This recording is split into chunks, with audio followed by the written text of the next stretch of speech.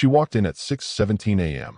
The scent of stale perfume hit first, cheap, over-applied, and foreign to our home.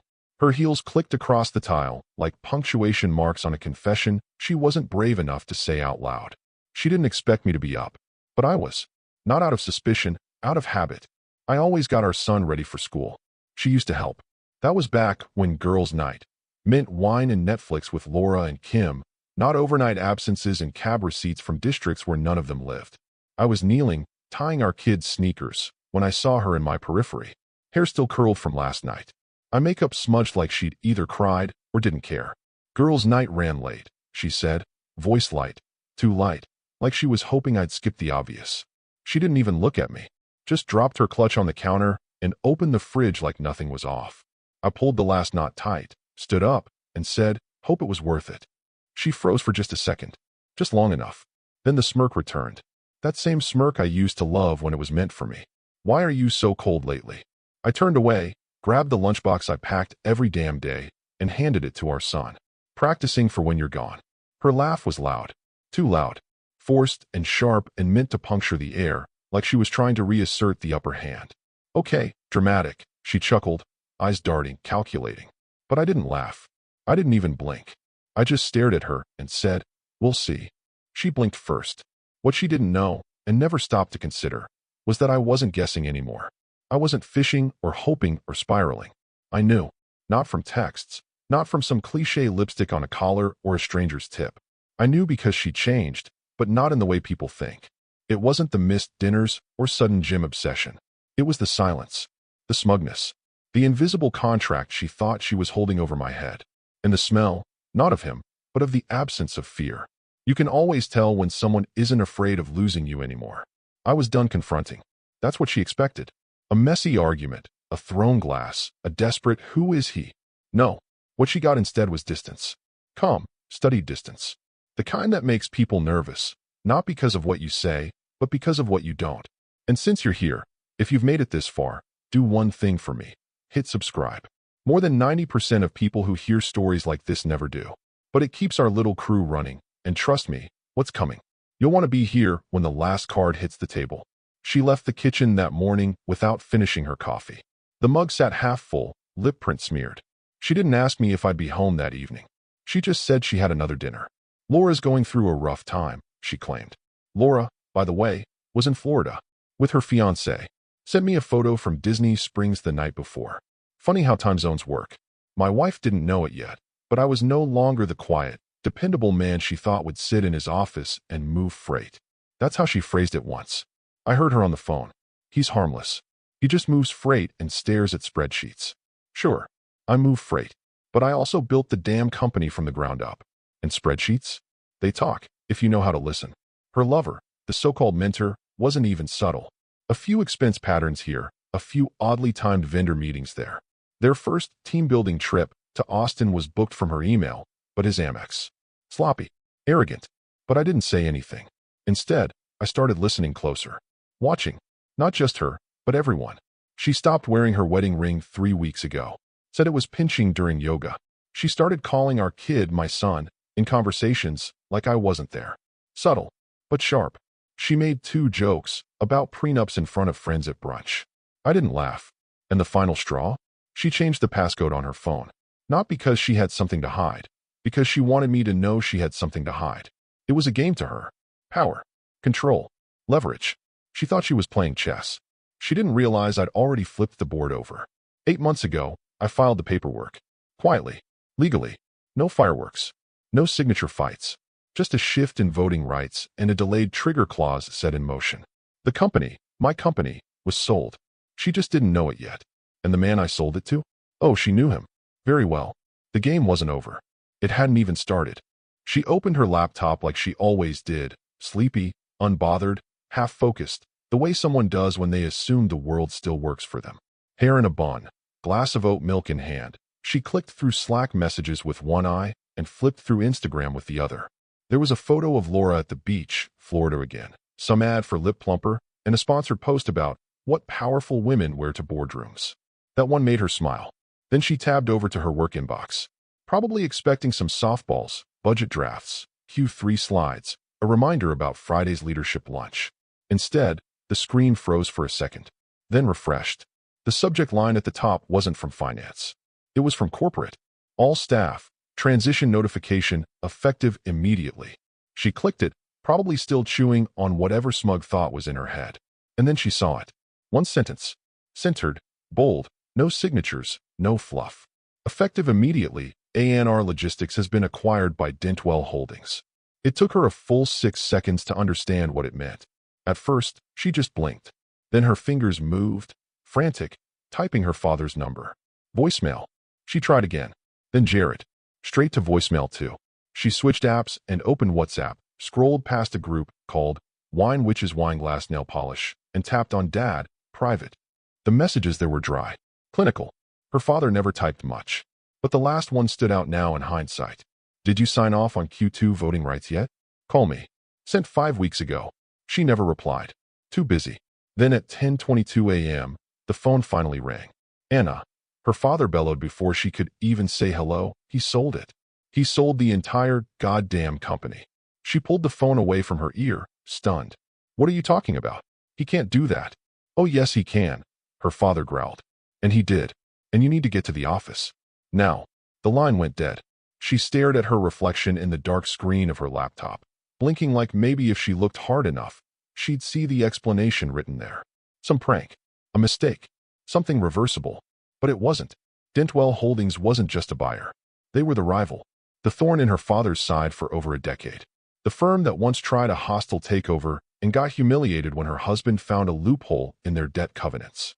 The CEO, Clark Redden, had been publicly embarrassed at a logistics summit when Jared, her lover and mentor, joked that Dentwell couldn't manage a carpool lane, let alone a freight network. And now, that same man had just bought the building she worked in. She stood up too fast, knocked over the oat milk, didn't even notice. Her fingers shook as she logged into the internal dashboard. Half the tabs were already down. Under maintenance. She clicked on HRIS, access denied. Slack, kicked out. Her badge was still working. For now. She grabbed her coat. Forgot her bag. Didn't even brush her hair. Called Jared again. No answer. Tried again. Straight to voicemail. By the time she pulled into the lot at ANR's headquarters, there were 3 security guards posted outside. And they were checking badges. That's when the dread started to crawl. Not panic. Not yet. Just the slow realization that the ground she thought was solid had been swapped out from under her. Like stepping on a rug that turns into glass mid-stride. One of the guards scanned her badge. The light blinked green. He stepped aside. You'll need to head to the West Wing for briefing. Briefing? She asked, trying to summon that executive voice she liked to use when pretending she ran things. What briefing? I'm a vice president. He didn't answer. Just motioned down the hall. She walked in, heels echoing, hair a mess, last night's lipstick smudged just enough to make her look human. She passed familiar desks, but something was off. People looked up and then looked away, like they'd just been told Santa Claus was bankrupt and they had to pretend it didn't change anything. She reached the executive wing and saw the blinds on her office were shut. Behind the glass, someone was sitting at her desk. Not Jared, not her father, someone taller. He turned slowly, smiled, and that's when panic began to take over. Because she recognized the man, Clark Redden, the same one she and Jared once laughed about during drinks. The one Jared called the guy with dollar store teeth and Fortune 500 ambitions. Clark stood, walked to the door, opened it. Anna, he said, voice calm, measured, almost gentle. I remember everything. She felt her knees buckle, just slightly. But she didn't fall. Not yet. By the time Jared showed up, tie crooked, hair uncombed, the panic still half hidden behind his sales executive swagger, she was already pacing in the lobby like a lioness waiting for a cage to be lowered. She didn't even say hello, just grabbed his arm and hissed, "We need to get to my office." Now, Jared glanced around, pretending to wave at one of the interns, pretending it was still their building. "Relax," he muttered. "It's just some acquisition stunt. Probably a shell play. Dentwell doesn't have the liquidity to." But the double doors to the executive wing said otherwise. New security scanners.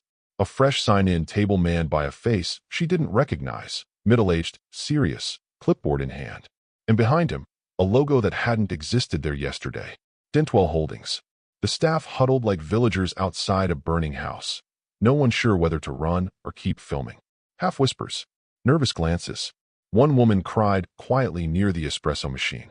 Someone else asked if PTO balances would be honored under new leadership. The word restructure floated through the air like a virus. Anna stormed forward, badge in hand, marching like she owned the place. She always walked that way, even when she wasn't in control. The guard didn't move. "Ma'am, the West Wing is closed to non-clearance staff." She stared at him like he'd just grown a second head. "Non-clearance? This is my building." "Not anymore," he replied, and nodded at the glass behind her. Her office. Her corner space. The one she fought for during the last renovation, that she said had natural power because of the east-facing windows and private restroom. The blinds were pulled halfway open now. Someone else was inside. She stepped closer, ignoring the guard, ignoring Jared, who was now whispering frantically into his phone. The man inside was tall, immaculate charcoal suit, crisp white shirt, no tie, confidence in human form. He was shaking hands with one of the tech directors, laughing politely, calm, in that way only someone with all the cards could afford to be. Then he turned, and Anna's heart stopped. Clark Redden, not a ghost, not a rumor, not a proxy. Him, in her office, in their company, and he wasn't there as a guest. He smiled when he saw her. It wasn't cruel. That would have been too easy. No, it was worse than cruel. It was gracious, like he was letting her live in the seconds before the blade dropped. "Anna," he said as he opened the glass door and stepped out, voice low and smooth as a courtroom dagger. "It's been a while." She swallowed, her mouth suddenly bone dry. "Clark, I didn't know you were." He tilted his head. "Coming?" "No, I'm sure you didn't." Then his eyes flicked to Jared, who had finally ended his call and now looked as pale as unbleached paper. Jared, still calling me carpetbag Redden behind my back." Jared opened his mouth, closed it. Clark smiled again. "I remember everything," he said, turning his attention back to Anna. "Every remark, every joke, every dismissive little note left out during your last budget presentation. Oh, and Jared's leaked to Freight Weekly? The email calling us structurally obsolete, with glorified janitors in board seats." He chuckled softly. "Love that one." Anna felt the room closing in. The white noise of background chatter faded. Somewhere behind her, a printer beeped out a paper jam error like a faint scream. She reached out, maybe for the wall, maybe for Jared. She couldn't tell, but steadied herself. "I don't understand," she said, her voice suddenly far too small for the space she once ruled. Clark shrugged. "Of course you don't. Because you didn't have to. You've always had someone clearing the way. Your father, Jared, and, of course, your husband." Anna's stomach flipped. Clark continued, voice lower now.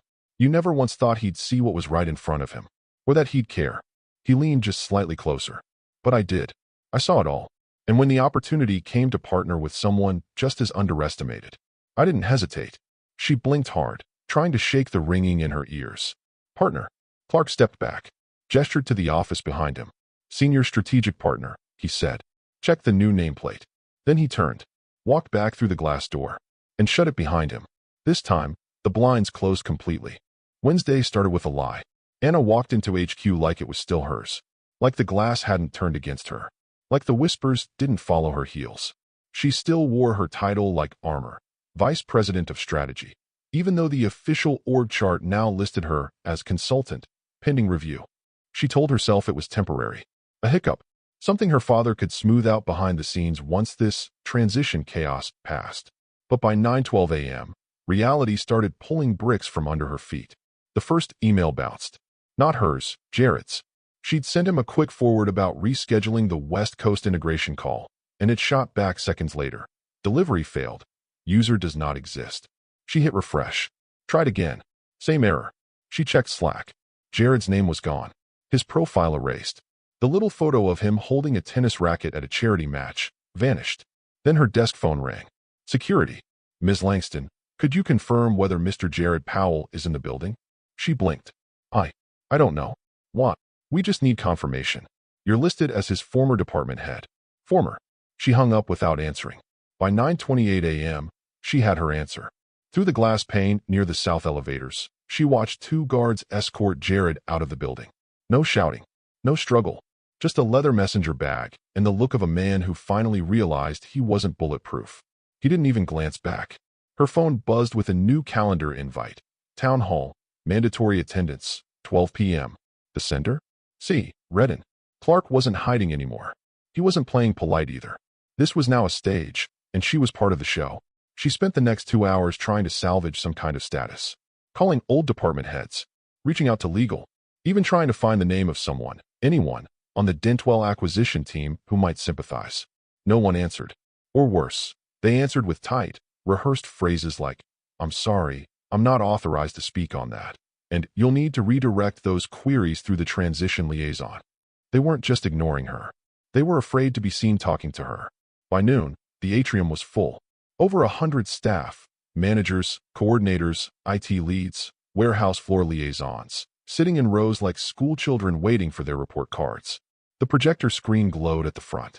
No preamble, no logos, just a single title. Q4 realignment. Cut the fat. The room fell quiet. Clark walked in, not flanked by lawyers or advisors, but alone. Cool, collected, sleeves rolled up like he was there to fix a leaky pipe, not gut an organization. He didn't use a microphone. "Some of you are probably wondering what comes next," he said. "So let's be clear." Click. The first slide.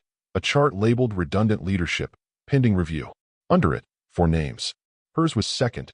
The blood drained from her face. Click. A second slide. Misuse of leave policies, ongoing audit.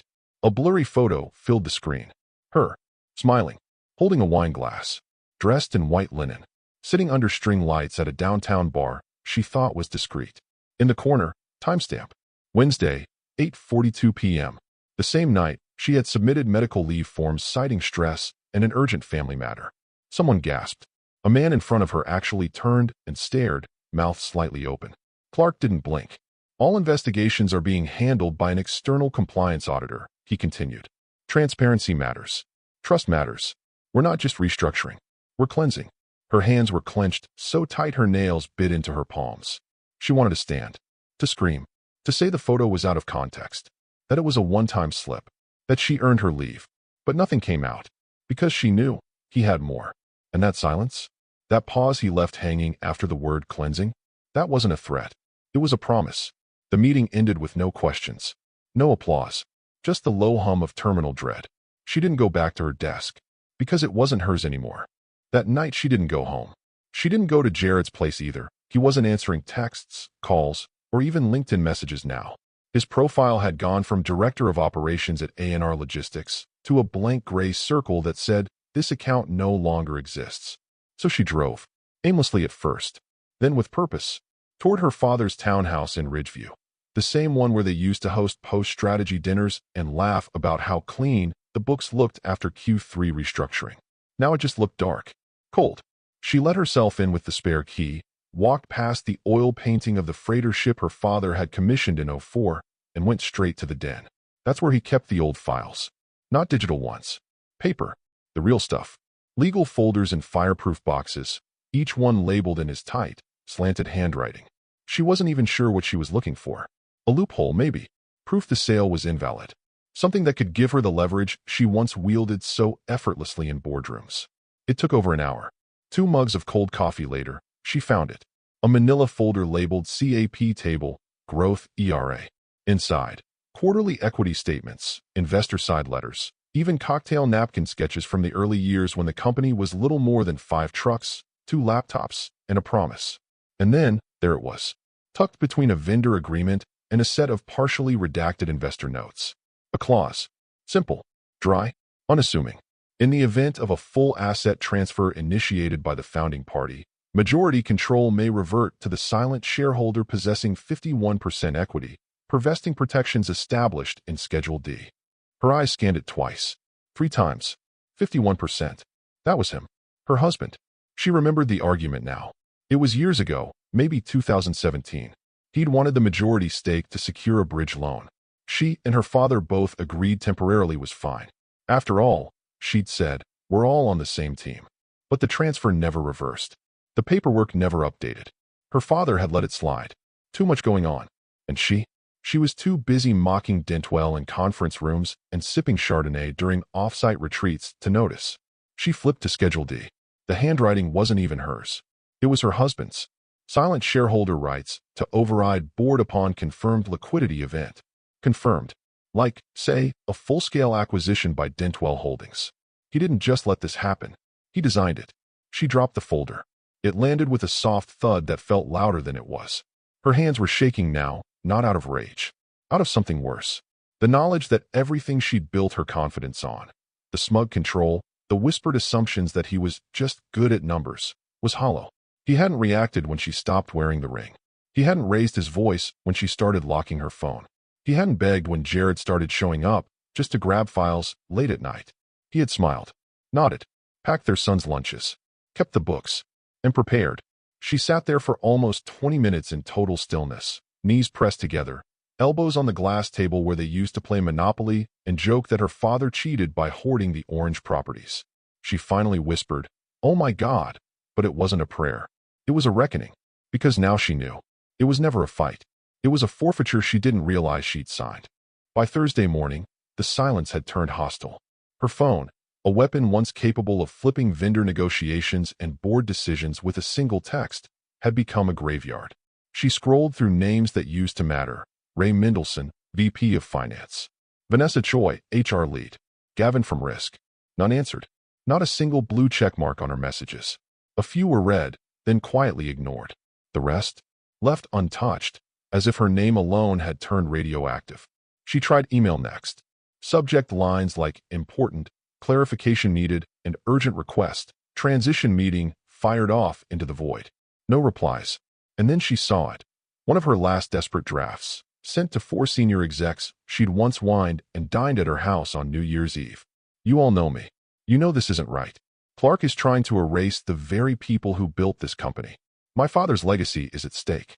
Please, let's talk before this becomes irreversible." Unread. All of them. She stared at the screen, lips parted. The silence wasn't accidental. It was coordinated. She finally called Malcolm. He was the oldest member of the board, retired now, technically, but still a whisperer in key circles. He picked up on the second ring. "Anna," he said, voice low, exhausted. "I was wondering how long it would take." "Malcolm, thank God." She exhaled, stepping into her bathroom and locking the door even though she was alone. "Listen, I know things look crazy from the outside, but this Dentwell thing, it's a power grab. We need to. I'm not getting involved." The words hit like a backhand. "What? You heard me. I've been fielding calls all week. Everyone's walking away from this fire while you're still holding the match." "Malcolm, that's not fair," she snapped. "I didn't do anything. Clark is blowing everything out of proportion. This isn't about me. It's about the company and the transition." "No," he interrupted, his voice suddenly sharp. "This is about what you and Jared did to him." There was a pause, a silence she didn't know how to fill. "Did to who?" she asked, genuinely lost. Malcolm scoffed, and for the first time, there was something in his tone she'd never heard before. "Disgust. Your husband, Anna. You really think he didn't know?" She said nothing. 4 years ago, you laughed in his face during the offsite in Palm Springs. Called him logistics wallpaper in front of 2 department heads. You remember that? Jared stood behind him, making faces while you pretended he was invisible. You really believed he didn't catch any of it. That was a joke. No, Anna. He was the joke. You made sure of it. Her mouth opened. No words came. "I warned you back then. Said don't mix heat with home. You didn't listen." And then, click. He hung up. She stood there, phone pressed to her ear, blinking at her own reflection in the mirror. Her robe hung slightly off her shoulder. Her hair was tied back. She looked like someone playing a version of herself. Like someone pretending to be calm. But there was no calm. Only absence. That night, she sat in her home office with a glass of something she didn't even remember pouring, flipping through old LinkedIn messages. Congratulations from people she didn't remember. Flattery from employees she barely thanked. The ghost of a kingdom that now pretended she never ruled. One message caught her eye. Dated 2 years ago. From her husband. A joke. Just one line. "It's amazing how much you can learn in silence." At the time, she'd laughed. Now, she didn't even blink. Friday, 9:04 a.m. The conference room was colder than she remembered. Maybe it was the new ventilation system Dentwell installed. Or maybe it was just the absence of control. Hers, her father's, everyone's. The old framed photograph of ANR's founding team was gone from the wall, replaced by a minimalist print that read, "Disruption requires discipline." She sat at the long glass table, fingers clasped too tightly, trying to keep her breathing measured. Across from her, a trio of Dentwell legal reps organized their materials like surgeons prepping for an amputation. No one offered coffee. No one asked how traffic was. These weren't people interested in small talk. These were closers. Then the door opened. Her father walked in like a thundercloud, pinstriped, jaw locked, tie slightly skewed, because he'd gotten dressed in a rage. The kind of man whose entire identity was built on not being surprised. And yet here he was, looking like the world had changed overnight, and someone forgot to give him a map. He didn't sit, just threw his coat across the back of the nearest chair and barked, "Let's make one thing clear. This is not over." The lead counsel, an older man named Hirsch, silver hair, tie like a scalpel, barely looked up. "Of course," he said calmly, and slid a leather folder across the table. "But before we proceed with any assumptions, I'd like to direct your attention to page 3. Her father frowned, flipping through the document with the same disdain he reserved for competitors he didn't respect. Then he stopped. One line. It was all it took. Board seat designation, honorary. No voting authority assigned or retained following equity restructuring, 2018. The blood visibly drained from her father's face. His mouth opened, but no words came. She leaned in, her voice a low whisper. "He tricked you." Her father didn't respond, because he already knew.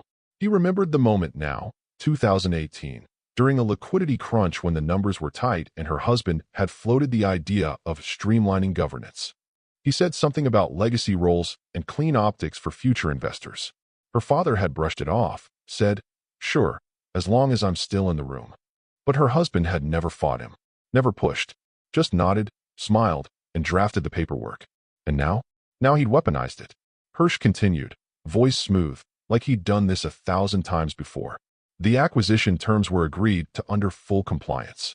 All necessary filings were reviewed and finalized with your family's equity proxy. You were notified of the transactional window per state regulation, and there were no objections raised. Her father clenched his jaw.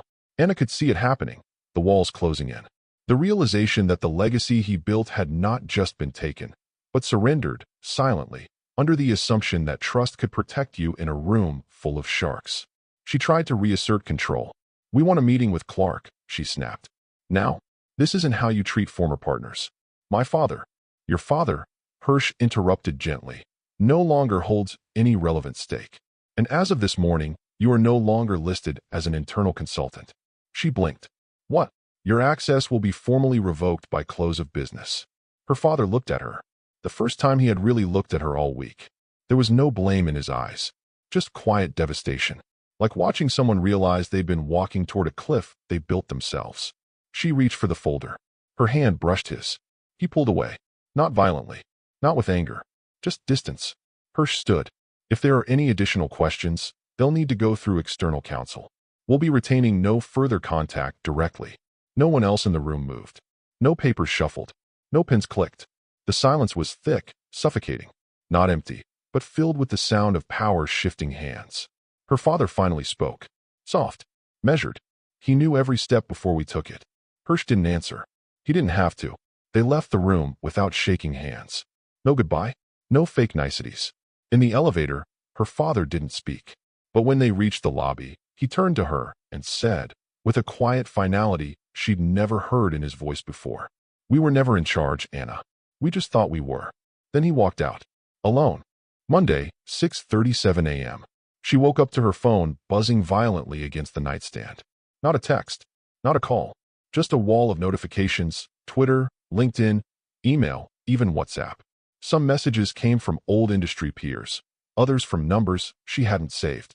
The kind of chaos that smells like blood in the water. And in the center of it all was one subject line she couldn't ignore.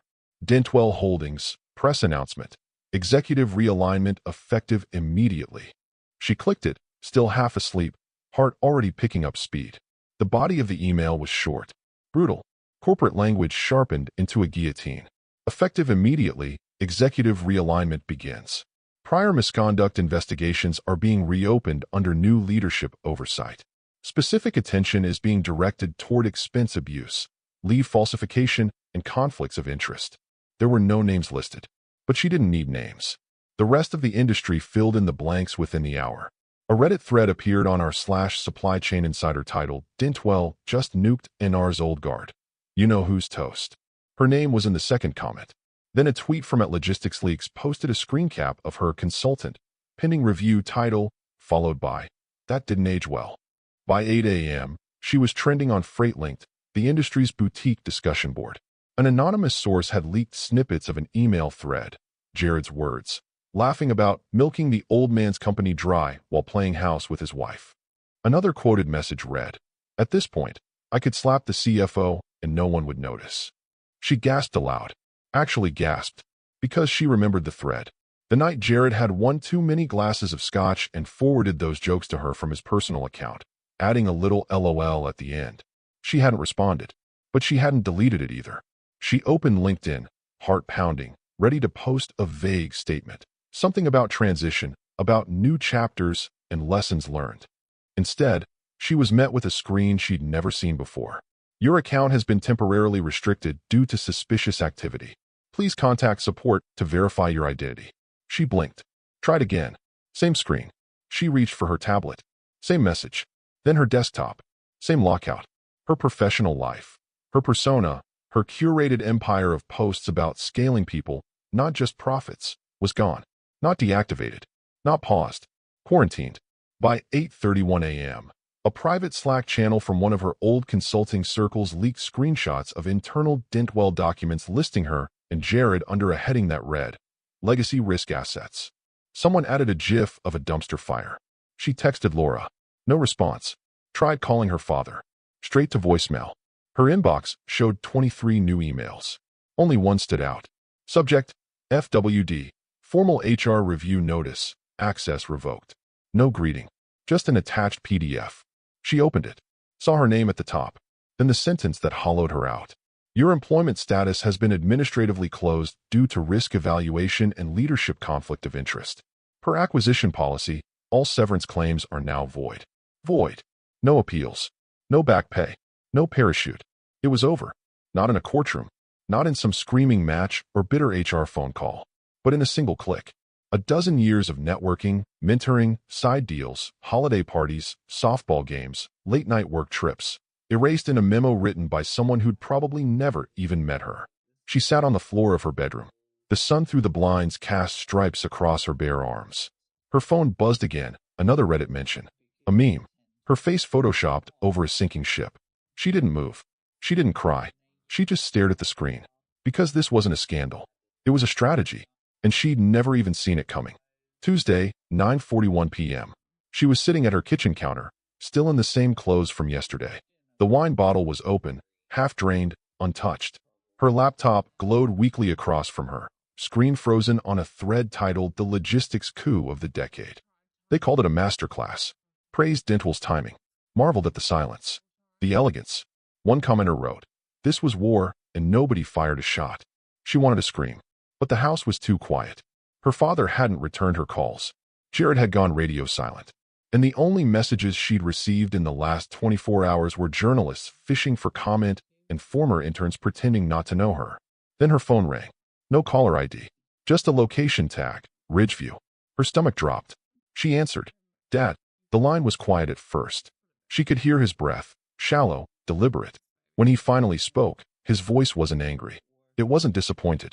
It was hollow. Everything's gone, he said. She didn't speak. Our shares. My legacy. Your reputation. His voice cracked for the first time in years. All of it. She blinked hard, gripping the edge of the counter. He can't do this, she whispered. Silence. Then her father's voice came back, sharper now. Not loud. Just resigned. Oh yes he can. And you need to see who he sold it to. Ping. Her laptop screen blinked. New email. Subject, FWD. Execution file, confidential. From her father's private inbox. She opened it. One image. A handshake. Her husband. Calm. Tie slightly loosened. That unreadable half-smile he always wore when people underestimated him. Next to him, Clark Redden.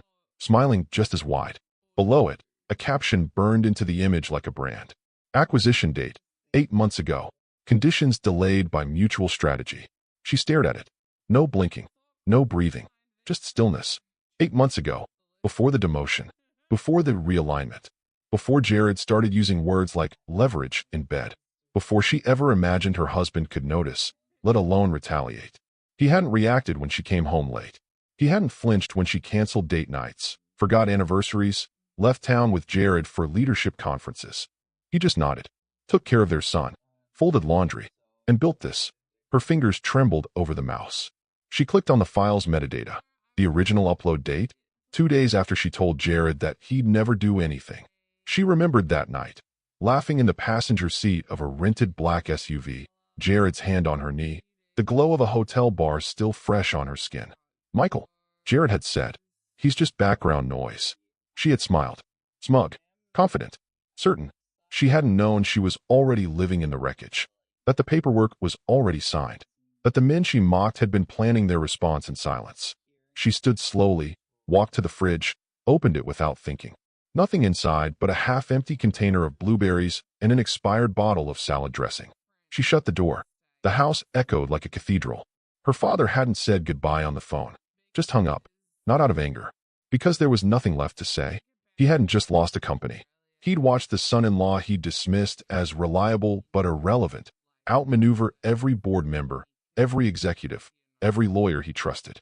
And worst of all, she realized now, he knew she was the reason. Every smirk, every leak, every late night that became public ammunition. She had mocked the wrong man, and he hadn't just survived. He had waited. Wednesday, 7:58 a.m. The town car, din-12 scent smelled like dry-cleaned leather and quiet decisions. No one greeted her when she arrived. Just a laminated pass in a white envelope handed off by a junior HR rep who barely made eye contact. The pass read, Exit interview, 8:30 a.m. No title, no department, just her name. She stepped through the revolving glass doors one last time, her heels clicking against the polished floors that once carried her with power. The lobby hadn't changed, same layout, same artwork, same security desk, but something in the air was different. Still, hollow, like the building had expelled its old bloodstream and was learning to breathe all over again. She adjusted her blazer, the same navy one she wore during Q2 investor briefings. Back when people listened, the security guard at the desk didn't look up, just slid her badge across the scanner, then motioned toward the elevators. But as she stepped forward, something in the periphery caught her eye. A nameplate, a new one, on the door she used to call hers. She froze. Her feet actually stopped moving, just shy of the elevators. She turned. Slowly. The blinds were open this time. And there it was. Bold black lettering, crisp and new. Michael Langston, Senior Strategic Partner, Dintwell Holdings. Her throat closed. She stepped closer, like someone walking toward a cliff's edge, hoping the fall would make more sense up close. The office was quiet, empty, but untouched. His desk was clean, organized. No pictures, no clutter, just one object. A small silver compass, its needle still. The same one she once gave him as a gift. An inside joke from their honeymoon. Back when he used to get lost on hiking trails and she'd pretend to know the way. Back when she still looked at him like he mattered. She hadn't seen that compass in years. She stood there, fingers barely grazing the glass, when movement caught her eye. Across the lobby, he was standing near the far wall. Her husband, Michael, hands in his pockets. Calm, not smug, not cruel, just unreadable.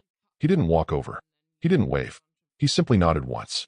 Not a greeting, a conclusion. And then he turned, walked away. No final words. No I told you so. No grand speech. He didn't need one.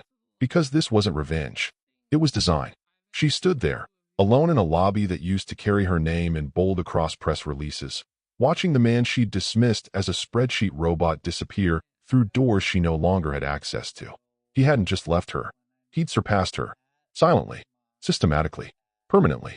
And she, who once thought she held all the leverage, now stood with nothing but a badge that would deactivate by noon, a reputation stripped bare, and a name no one in the building would say out loud anymore. The only sound left was the soft buzz of the elevators behind her, and the quiet realization that this ending had been written the night she smirked and said, he won't do anything. He did everything.